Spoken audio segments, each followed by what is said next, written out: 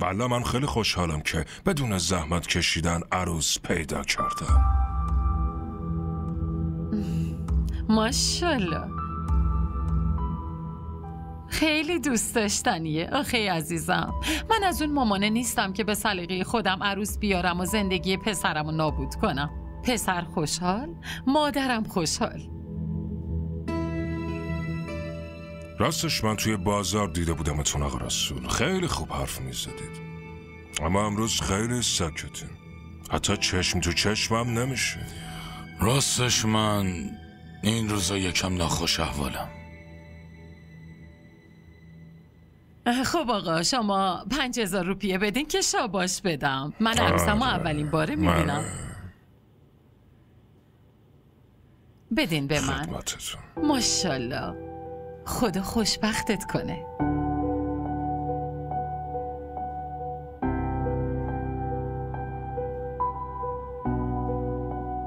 خب برای ما چه دستوری دارین؟ که بیای ما امانتمون رو ببریم؟ هیچ نیازی نیست بیایید و از اینجا امانتی ببرید. حمزه تو داری چی کار میکنی؟ چرا آروم و ساکت نشستید و حرفای 100 من یه غاز و باور میکنید؟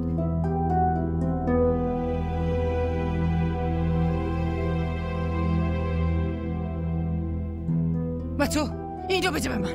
این پولتون رو بردارین از این خونه برین بیرون. برگاهی طلاقو به زودی براتون ارسال میکنم. آقا رسول این چه کاریه؟ زنداداش چرا اینطوری رفتار میکنه؟ ما اینجا اومدیم دخترتون رو خواستگاری کنیم، نه اینکه بهمون اینطوری بی احترامی بشه. آقا رسول اگه دختری به خانواده ما وصلت کنه پس تا دم مرگش توی خانواده میمونه. در ضمن هیچ زور اجباری نیست، هر دوتاشون همدیگر رو دوست دارن. برید از اینجا برید. مامان بس کنید. یه لحظه خیلی ببخشید، لطفا با من بیایید.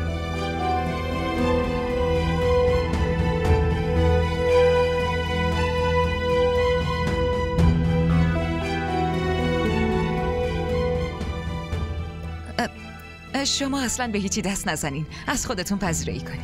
نه خیلی ممنونم.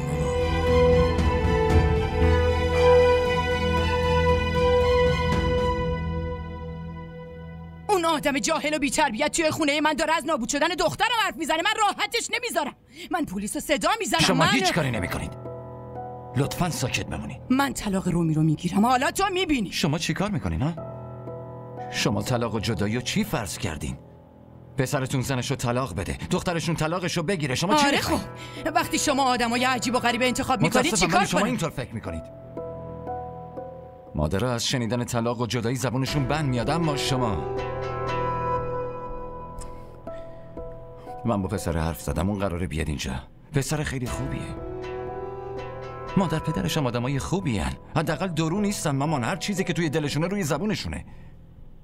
جوری که مامانش با محبت رومیو کنارش نشونده همین برام کافیه. بس دیگه. من نمیذارم این کار بشه، نمیذارم این اتفاق بیفته. شما هیچ کاری نمیکنید. هیچ کاری. ببینم این مدت کجا بودین ها؟ چرا حواستون به رومی نبود؟ مگه درگیر چه کاری بودین؟ ها؟ چه اتفاقی افتاده که رومی تنهایی همچین تصمیم بزرگی گرفته؟ شما حتی نفهمیدین چطور؟ مرد همه خونه زندگیشو ول میکنه و با اعتماد به زنش از خونه میزنه بیرون که حواس زنش به خونه هست. من مطمئنم که بابا بهتون اعتماد داشته که حواستون به زندگیشه. شما مراقب خونه زندگیش هستین. ما همه چیو به شما سپرده بودیم مامان، اما الان چی شد؟ گوش کنین چی میگم. اون پسره داره میاد. منم برای فرستادن رومی به خونش لحظه ای درنگ نمیکنم.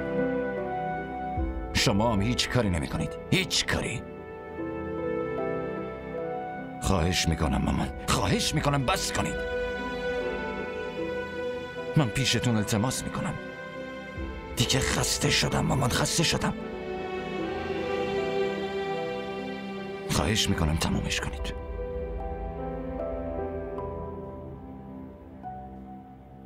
برای همیشه بس کنید.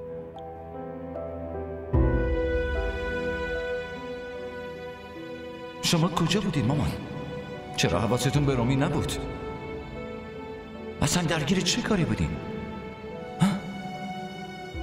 چه اتفاقی افتاده که رومی تنهایی همچین تصمیم بزرگی گرفته؟ شما حتی نفهمیدید؟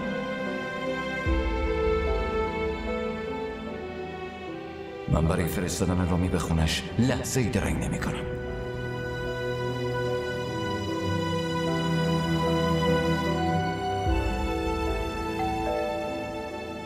مریم،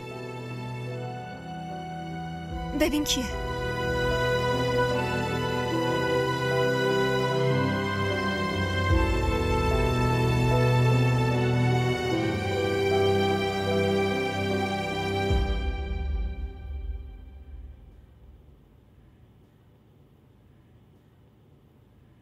حمزه،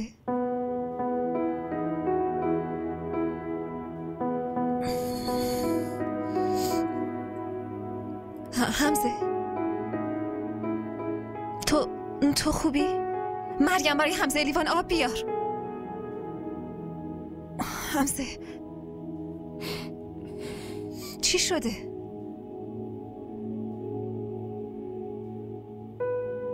ممنون حاله.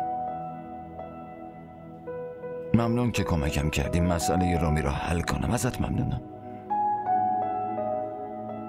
پس همه چی حل شد؟ هنوز یه چیزایی حل نشده. چی؟ بین من و تو چیزایی هست که حل نشده حاله.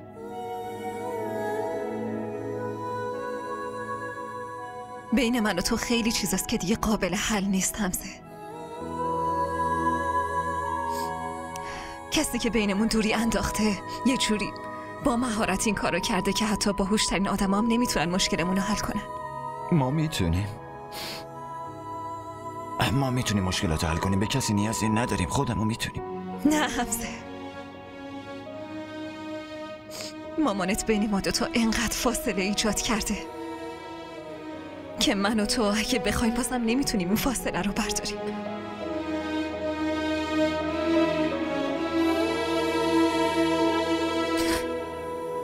خب وقتی فردا قرار راهمون جدا بشه، پس چرا امروز نه؟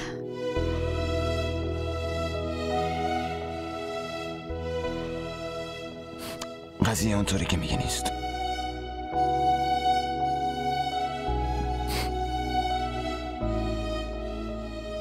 اول برای دلسوزی میکردم چون ما نسبت خونی با هم دیگه داشتیم. همین. بعدش نسبت دیگه بینمون ایجاد شد. عهد کردم که پای حرفم وایسم. تمام تلاشمو کردم و گفتم همه این مسئولیت رو به عنوان شوهر میپذیرم. همشونو.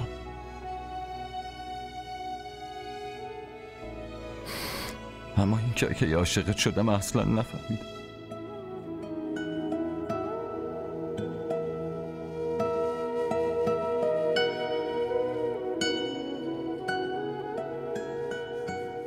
بارها و بارها ازت پرسیدم آیا حال تو منو دوست داری؟ آیا عاشقمی یا نه؟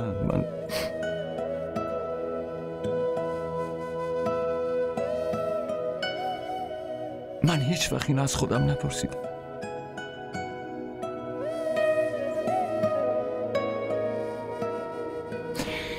هیچ وقت خودم نپرسیدم که چقدر دوستت دارم. نفهمیدم. چقدر عجیبه مگه نه؟ من توسط خورم فهمیدم که چقدر به تو علاقه دارم. حاله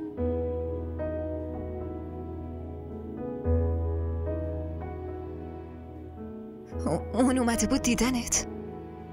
نه خیر، من رفتم دیدنش. تو؟ میخوام بگم که تصمیم اشتباهی گرفته بودم. حدس و گمانم اشتباه بود. من حاضر بودم از این وسط برم کنار. رفتم بگم اگه مشکل منم پس میکشم کنار. خورم میتونست مال تو باشه، اما اون منطق منو زیر پا گذاشت. گفت عشق واقعی مال توئه که میخوای فداکاری کنی. اون بهم گفت که من پس خرم بهت گفت. تو با قلب خودت این تصمیمو نگرفتی نه؟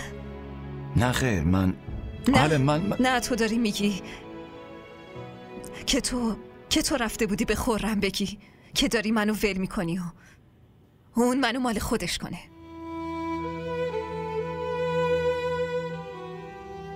ها؟ من متوجه حرفم نشدی. من میخواستی منو تقدیمش کنی؟ چرا؟ من چیم؟ ها؟ من چیم؟ یه وسیله‌ام، یه عروسک بیجونم چیم؟ و تو کی هستی؟ تو کی هستی؟ صاحب منی، اختیاردار منی، به من بگو.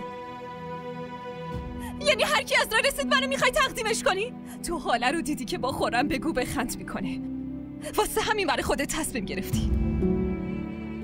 ولی تو حاله رو ندیدی که برای حمزه گریه میکنه. چی شده حاله؟ چرا دعوا میکنی؟ چرا گریه میکنی؟ تو هم بیا گوش کن. تو هم بدون که حمزه چه تصمیم خوبی برام گرفته. میخواد منو به یکی تقدیم کنه.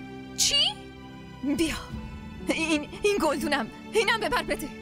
اینو ببر بیرون و هر کی سراحت دیدی بهش تقدیم کن. این کفشام، این لباسم، این شالم، همشو ببر و به مردم تقدیم کن. همه چیو ببر بده. همه یه وسایل حاله رو بده. به هر کی میخوای تقدیم کن، به خرم، به اسلم، به امجد، به هر کسی ببر بده. همه چیو بده.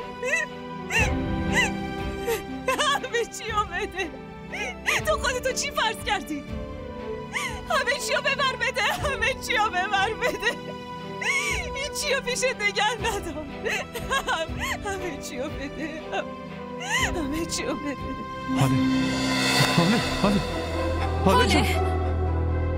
حاله چی شده؟ حاله آقا بیار لطفاً بیار.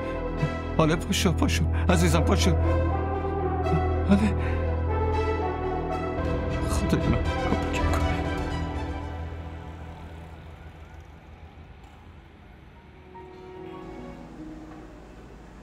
آقای حمزه؟ بله خانم دکتر. عمل به خوبی انجام شد. حال خوبه؟ هم دخترتون و هم همسرتون هر دوشون کاملا خوبن. دختر؟ بله. بچم دختره؟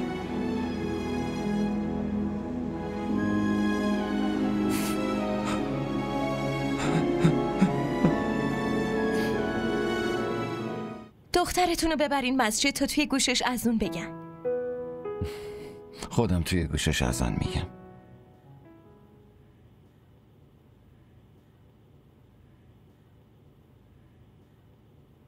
الله اکبر الله اکبر الله اکبر الله اکبر. اشهد ان لا اله الا الله اشهد ان لا اله الا الله اشهد ان محمدا رسول الله اشهد ان محمدا رسول الله. حی علی الصلاة حی علی الصلاة حی علی الفلاح حی علی الفلاح. الله اکبر الله اکبر لا اله الا الله.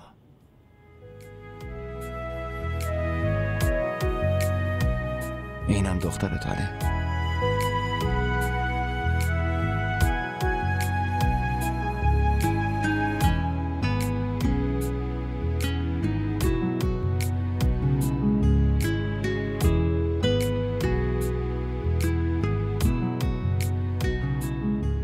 میتونم 2 دقیقه باهات حرف بزنم حاله؟